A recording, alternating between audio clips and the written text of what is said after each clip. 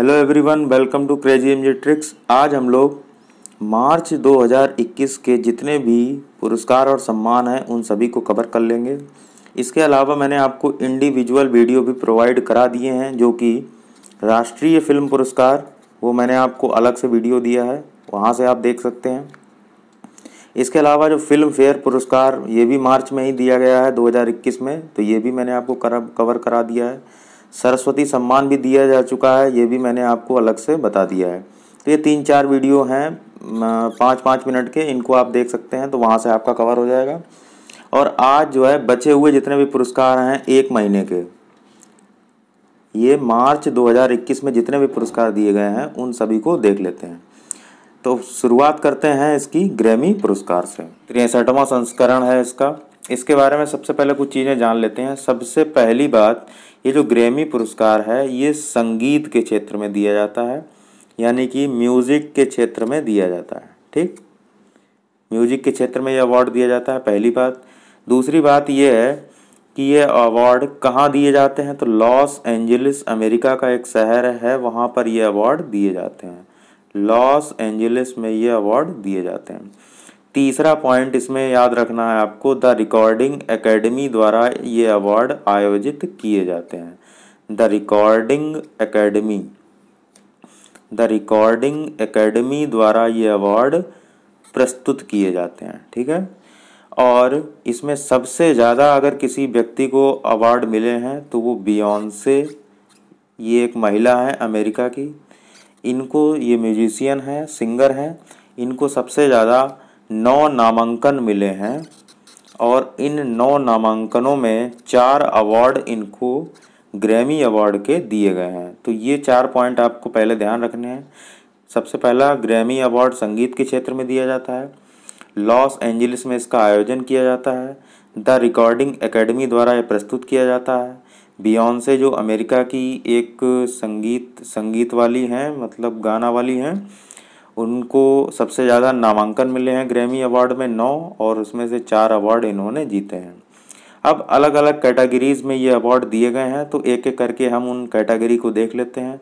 सबसे पहली कैटेगरी जो ग्रैमी अवार्ड की है वो है एल्बम ऑफ द ईयर का अवार्ड। तो एल्बम ऑफ द ईयर का अवार्ड जो ग्रैमी में दिया गया है वो फोकलोर को दिया गया है। किसको दिया गया है? फोकलोर को। और ये किसके द्वारा ये एल्बम जो है इसकी जो निर्माण किया है तो टेलर स्विफ्ट द्वारा। Okay, record of the year की अगर हम बात करें तो एवरीथिंग आई वांटेड, ये बिली इलिश के द्वारा जो है ये रिकॉर्ड बनाया गया है। रिकॉर्ड का मतलब ये वो वाला रिकॉर्ड नहीं है, ये संगीत वाला जो है ना, जो म्यूजिक वगैरह रिकॉर्ड करते हैं उससे संबंधित है। सॉन्ग ऑफ द ईयर की अगर हम बात कर लेते हैं तो आई कांट ब्रीद, ये डर्नेस्ट इमाइल और टियारा थॉमस, इनके द्वारा ये सॉन्ग ऑफ द ईयर बनाया गया है। तो सॉन्ग ऑफ द ईयर ये इम्पोर्टेंट है आपके लिए, ध्यान रखेंगे। आई कांट ब्रीद यानी कि मैं सांस नहीं ले सकता या ले सकती, ये सॉन्ग ऑफ द ईयर है। ठीक, बेस्ट रैप सॉन्ग की अगर हम बात करें तो इसका नाम आपको ध्यान रखना है सैवेज। क्या नाम है? सैवेज। अब कैसे इसमें याद रखा जाए, तो कुछ ऐसा कुछ आप बना लीजिए, कोई दिक्कत नहीं है। जैसे ये सॉन्ग है तो इसको आप सांस बना लीजिए। सांस का मतलब क्या होता है? ब्रीथ। ब्रीथ का मतलब भी होता है सांस लेना। तो इस तरीके से आप ऑप्शन में लिंक कर लेंगे। यहाँ देखिए रिकॉर्ड आ रहा है, तो आप क्या चीज़ का रिकॉर्ड करना चाहते हैं? रिकॉर्ड का मतलब अब ये तो रिकॉर्ड है, वही म्यूजिक वाला जो रिकॉर्ड है, आप क्या चीज़ रिकॉर्ड करना चाहते हैं? जो भी आप चाहते हैं उसको आप रिकॉर्ड कर लीजिए। जैसे आप कोई फ़ोटो रिकॉर्ड करना चाहिए, वीडियो कोई रिकॉर्ड करना चाहते हैं, जो आप चाहते हैं तो आप उसको रिकॉर्ड कर लीजिए। तो एवरीथिंग आई वांटेड ये रिकॉर्ड ऑफ द ईयर है, और सॉन्ग ऑफ द ईयर क्या है? I can't breathe.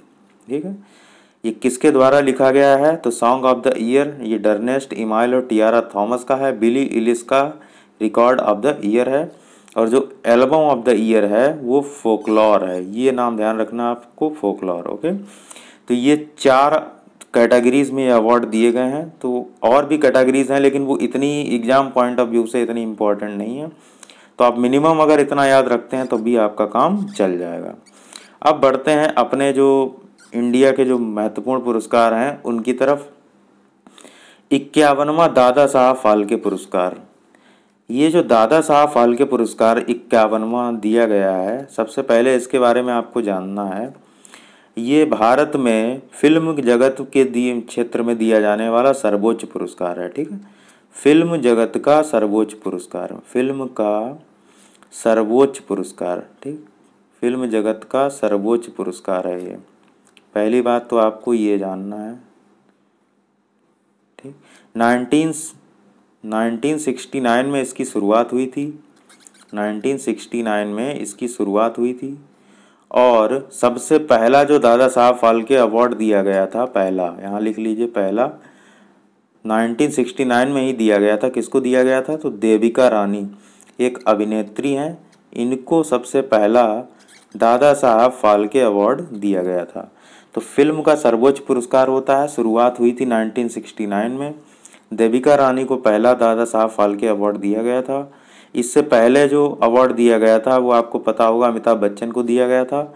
इस बार का जो अवार्ड है दादा साहब फाल्के, ये दक्षिण भारत के सुपरस्टार हैं रजनीकांत, इनको ये दिया गया है। तो ये पॉइंट आपको क्लियर हो गए। किसको दिया जा सकता है?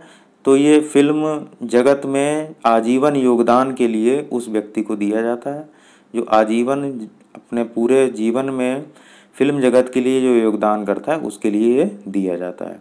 दादा साहब फाल्के पुरस्कार में और क्या इन्फॉर्मेशन आपको ध्यान रखनी है, इसमें 10 लाख रुपए दिए जाते हैं पुरस्कार स्वरूप और शॉल और प्रशस्ति पत्र वगैरह वो सब रहता है। इसके अलावा 10 लाख रुपए इसमें दिए जाते हैं, ये आपको ध्यान रखना है। और एक इसमें स्वर्ण कमल दिया जाता है। क्या दिया जाता है? स्वर्ण कमल, स्वर्ण कमल दिया जाता है, ये भी आपको ध्यान रखना है। तो इतनी बातें हो गई दादा साहब फाल्के पुरस्कार के बारे में। अब बढ़ते हैं अगले पुरस्कार की ओर। अगला पुरस्कार है महाराष्ट्र भूषण पुरस्कार। सबसे पहले ये जान लेते हैं, तो ये महाराष्ट्र राज्य का सर्वोच्च पुरस्कार है। ये क्या है? महाराष्ट्र राज्य का सर्वोच्च पुरस्कार है। महाराष्ट्र राज्य का सर्वोच्च पुरस्कार, ठीक है। हर राज्य का सर्वोच्च पुरस्कार होता है, ऐसे ही इसमें महाराष्ट्र राज्य का ये सर्वोच्च पुरस्कार है, ठीक है। ये किसी भी व्यक्ति को दिया जा सकता है जिसने योगदान दिया हो किसी विशेष क्षेत्र में। तो इस बार के जो महाराष्ट्र भूषण पुरस्कार विजेता हैं वो आशा भोसले जी हैं, ठीक है। आशा भोसले, इनके बारे में आप जानते होंगे, ये संगीतकार हैं। लता मंगेशकर की ये बहन भी हैं, ये भी आपको पता होगा। लता मंगेशकर की ये बहन है, ठीक, लता मंगेशकर की बहन है। तो इनको ये महाराष्ट्र भूषण पुरस्कार दिया गया है। महाराष्ट्र भूषण पुरस्कार के तहत 10 लाख रुपए की पुरस्कार राशि दी जाती है। ये पॉइंट कुछ हैं महाराष्ट्र भूषण पुरस्कार के बारे में। तो इतना बहुत है महाराष्ट्र भूषण। अब बढ़ते हैं अगले अवार्ड की तरफ। अगला अवार्ड जो मार्च 2021 में दिया गया है, वेरी वेरी इंपॉर्टेंट है, गांधी शांति पुरस्कार, गांधी पीस प्राइज 2019 एंड 2020। तो 2019 और 2020 के दोनों के गांधी शांति पुरस्कार वेरी वेरी इंपॉर्टेंट है एग्जाम पॉइंट ऑफ व्यू से। तो गांधी शांति पुरस्कार 2019 के जो विजेता हैं उनका नाम आपको ध्यान रखना है, सुल्तान कबूस बिन सैद अल सैद, ये पूरा नाम है। अब इतना लंबा नाम रखने की क्या ज़रूरत थी, विद्यार्थियों को याद करने में दिक्कत होती है, कोई बात नहीं है। आप क्या करेंगे, बिन सैद अल सैद, देखिए बिन सैद अल सैद, इतना याद रखेंगे। तो डबल इसमें सैद आ रहा है, उसके बाद बिन सैद अल सैद, इतना याद रखेंगे। और एक याद रखेंगे कि ये ओमान के राष्ट्रपति थे, स्वर्गीय महामहिम, ठीक, ओमान के हैं। तो गांधी शांति पुरस्कार जो 2019 है ये किसको दिया जाता है, तो ये किसी भी व्यक्ति को, किसी भी देश के किसी भी व्यक्ति को दिया जा सकता है, बिना जाति, बिना रंग, बिना धर्म, बिना नस्ल भेद के किसी भी व्यक्ति को ये अवार्ड दिया जा सकता है जो अतुलनीय, जो एकदम अद्वितीय काम करे, है ना, समाज के लिए। तो 2019 का जो पुरस्कार है वो अवार्ड दिया गया किसको, ओमान के सुल्तान कबूस बिन सैद अल सैद को। क्यों दिया गया है, तो ओमान के ये जो नेता हैं इनका जो लंबा चौड़ा नाम दिया हुआ है, इन्होंने जो है भारत और ओमान के संबंधों को जो है प्रगाढ़ किया था। ठीक, भारत और ओमान के संबंधों को सुधार के लिए, भारत प्लस ओमान संबंधों के सुधार के लिए ये अवार्ड दिया गया है। खाड़ी का देश है ये ओमान, ठीक है, संबंधों के सुधार हेतु। तो ये अवार्ड दिया गया है गांधी शांति पुरस्कार 2019। गांधी शांति पुरस्कार के तहत 1 करोड़ रुपए की राशि दी जाती है। ठीक है, बहुत ही इंपॉर्टेंट अवार्ड है। 1995 में इसकी स्थापना की गई थी। ठीक है, 1995 में जब गांधी जी की 125वीं जयंती मनाई गई थी, तब इस अवार्ड की शुरुआत की गई थी। ये आपको याद रखना है। गांधी शांति पुरस्कार 2020 का भी पता चल गया है। ये किसको दिया गया है? बंगबंधु शेख मुजीबुर रहमान। ये भी बहुत इंपॉर्टेंट नाम है, ये दोनों नाम आपको ध्यान रखना है। ये जो मुजीबुर रहमान है बंगबंधु, इनको बांग्लादेश का राष्ट्रपिता कहा जाता है। क्या कहा जाता है? बांग्लादेश का राष्ट्रपिता। राष्ट्रपिता कह लो, जैसे अपने भारत में जो राष्ट्रपिता हैं वो महात्मा गांधी हैं, वैसे बांग्लादेश के राष्ट्रपिता बंगबंधु शेख मुजीबुर रहमान हैं। और इनको राष्ट्रपिता या इनको राष्ट्र का जनक भी कहा जाता है, बांग्लादेश का जनक भी कहा जाता है इनको। और जो तीसरी बात इसमें आपको ध्यान रखनी है, बंगबंधु शेख मुजीबुर रहमान, वर्तमान में जो बांग्लादेश की जो पीएम हैं, इनका नाम है शेख हसीना। क्या नाम है? शेख हसीना। ये उन्हीं मुजीबुर रहमान की क्या है? पुत्री हैं। शेख मुजीबुर रहमान जो ये हैं, शेख मुजीबुर रहमान, ये शेख मुजीबुर रहमान की क्या है? पुत्री हैं। ये भी आपको ध्यान रखना है। तो गांधी शांति पुरस्कार के बारे में इतना आपको ध्यान रखना। इनको अवार्ड क्यों दिया गया है? तो ये गांधीवादी एक नेता थे। इन्होंने अहिंसक तरीके से बांग्लादेश में समाज सुधार के लिए अतुलनीय योगदान दिया। इसके लिए गांधी शांति पुरस्कार 2020 इनको दे दिया गया है। अब हम बढ़ते हैं अगले पुरस्कार की ओर। अगला पुरस्कार है इंटरनेशनल वुमेन ऑफ करेज पुरस्कार। ठीक है, इंटरनेशनल वुमेन ऑफ करेज, इसको शॉर्ट में international women of courage IWOC भी कह सकते हो। इसकी जो विजेता हैं कौशल्या शंकर। ठीक है, ये कहाँ की हैं? तो इनके बारे में याद रखना है, ये तमिलनाडु की हैं। तमिलनाडु की हैं, एक जाति विरोधी हैं, जाति विरोधी सामाजिक कार्यकर्ता या मानवाधिकार कार्यकर्ता है। ठीक है, जाति विरोधी सामाजिक कार्यकर्ता या मानवाधिकार कार्यकर्ता, जो भी आप कह सकते हैं, सामाजिक कार्यकर्ता। तो ये हो गया, इतना आपको ध्यान रखना है इसमें, और इसमें कुछ इंपॉर्टेंट नहीं है। अगला देखिए FIAF पुरस्कार 2021, ये इंपॉर्टेंट है।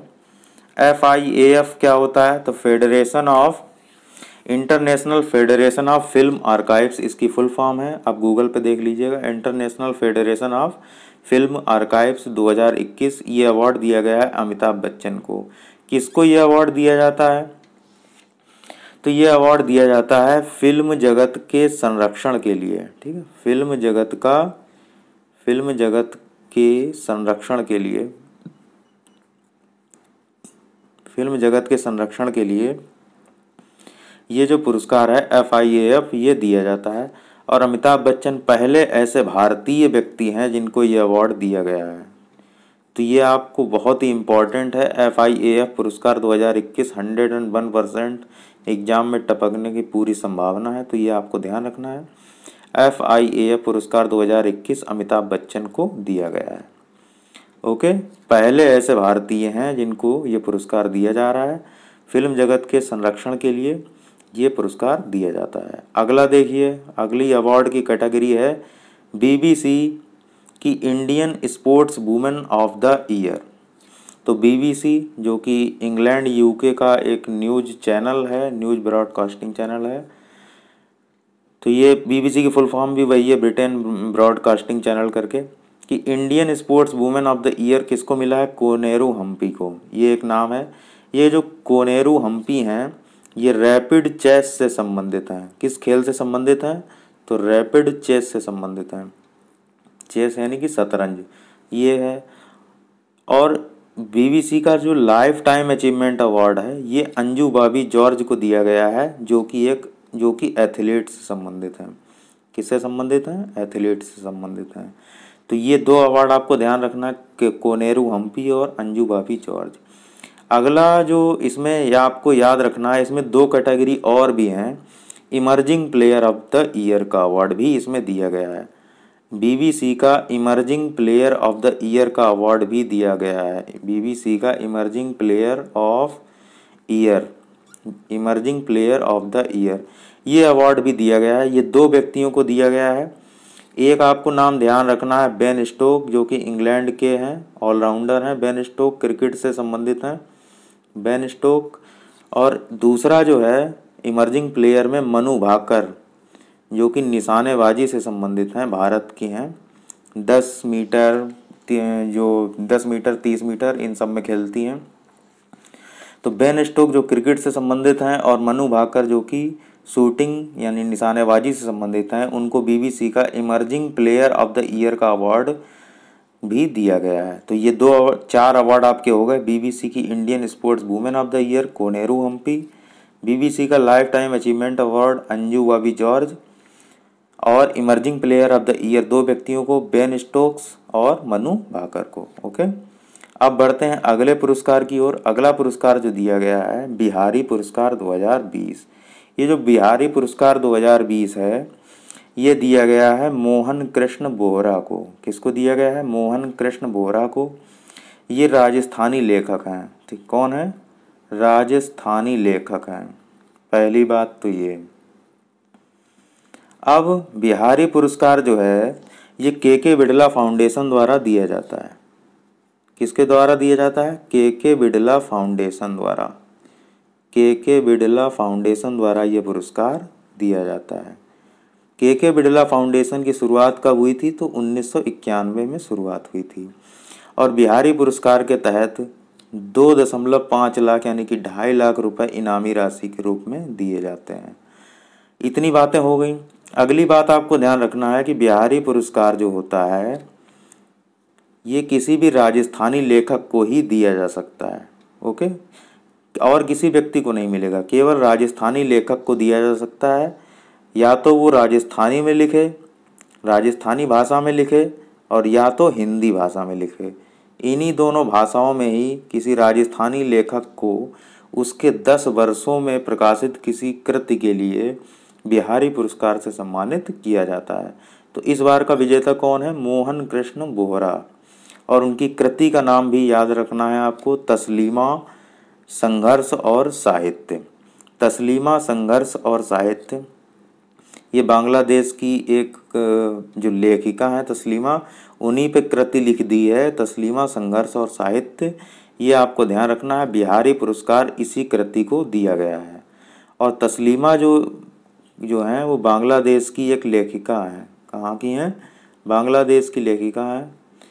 और इनका एक उपन्यास एग्जाम में बहुत पूछा जाता है जिसका नाम है लज्जा। ठीक, ये भी आपको पता होना चाहिए। तो ये हो गया मोहन कृष्ण बोहरा और उनकी कृति का नाम है तस्लीमा संघर्ष और साहित्य। इतना हो गया बिहारी पुरस्कार ये के बारे में, इतना आपको जानना है। अब आ जाते हैं व्यास सम्मान की ओर। तो व्यास सम्मान 2020 ये दिया गया है शरद पगारे, जो कि हिंदी लेखक हैं। एक चीज़ यहाँ पर ध्यान रखेंगे, ये जो तस्लीमा संघर्ष और साहित्य है ये एक आलोचना है। क्या है? आलोचना है। तो जैसे कि हिंदी में कई कैटेगरीज होती हैं ना, कि ये आलोचना है कि कविता है कि क्या है, कि इस तरीके से कैटेगरी होती है ना, उसी तरीके से हिंदी में ये क्या है? आलोचना है। और ये जो तस्लीमा संघर्ष और साहित्य किस भाषा की है? तो ये हिंदी भाषा की है। ये भी ठीक हो गया। अब व्यास सम्मान 2020 इसके बारे में कुछ जानकारी, तो ये भी के बिड़ला फाउंडेशन द्वारा ही दिया जाता है। के बिड़ला फाउंडेशन, के बिड़ला फाउंडेशन। तो के बिड़ला फाउंडेशन है तो इसकी स्थापना भी 1991 में हुई होगी। ओके, व्यास सम्मान के तहत 4 लाख रुपए दिए जाते हैं अवार्ड को। और इसमें संविधान की 8वीं अनुसूची में जितनी भी भाषाएं हैं, 22 भाषाएं हैं, उनमें से किसी भी भाषा को 10 वर्षों में जो प्रकाशित हुई हो, प्रकाशन से 10 वर्ष पहले तक की किसी भी कृति को दिया जा सकता है। 22 भाषाओं में जो भी संविधान में लिखी हुई हैं उनको यह अवार्ड दिया जा सकता है। तो तो इस बार का जो व्यास सम्मान है 2020, ये किसको दिया गया है? शरद पगारे को दिया गया है, जो कि एक हिंदी लेखक हैं। व्यास सम्मान किसको दिया गया है? शरद पगारे को दिया गया है, हिंदी लेखक है। और उनकी कृति का नाम वेरी वेरी इंपॉर्टेंट है ये व्यास सम्मान, और कृति का नाम है पाटलिपुत्र की साम्राज्ञी। साम्राज्ञी, ठीक है, साम्राज्ञी मतलब एम्परर वाला।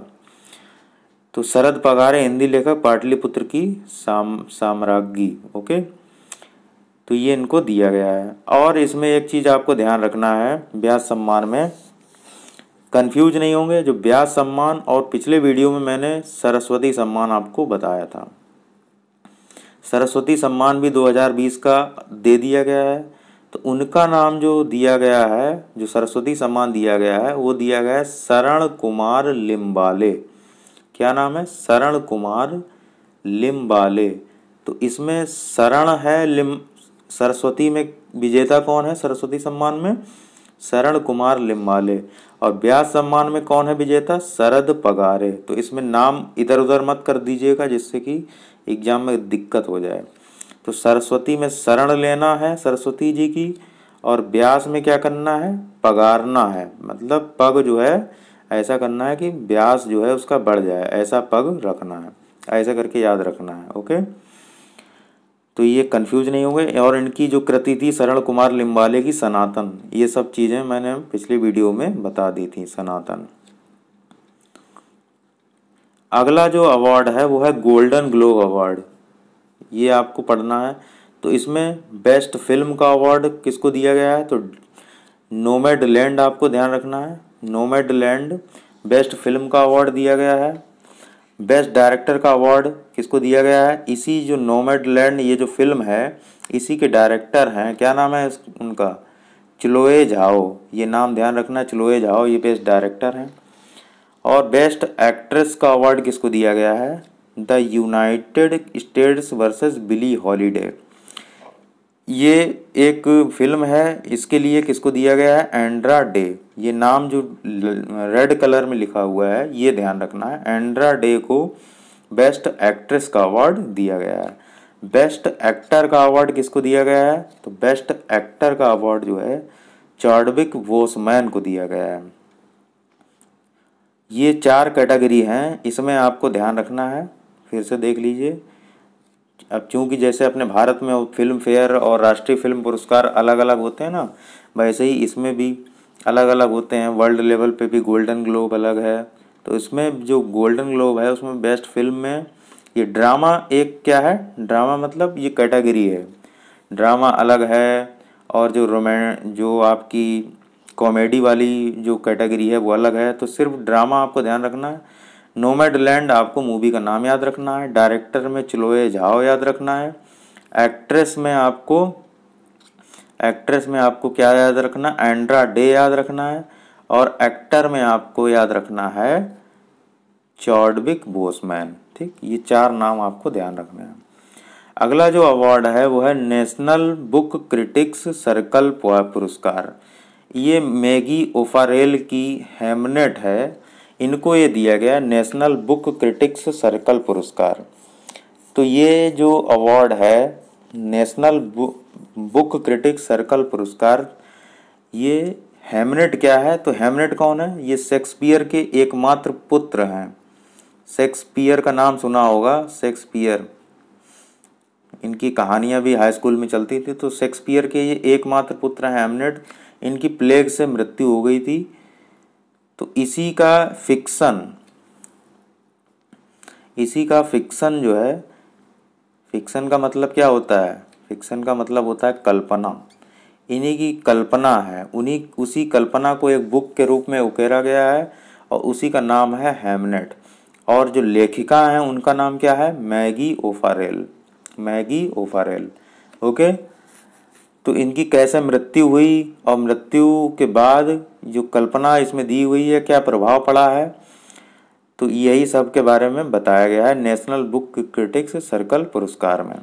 और आज का जो लास्ट अवार्ड है अंतर्राष्ट्रीय रेंजर अवार्ड, ये इम्पोर्टेंट इसलिए हो जाता है कि ये अवार्ड महेंद्र गिरी को दिया गया है, और ये जो है एशिया के एकमात्र ऐसे व्यक्ति हैं जिनको ये अवार्ड दिया गया है।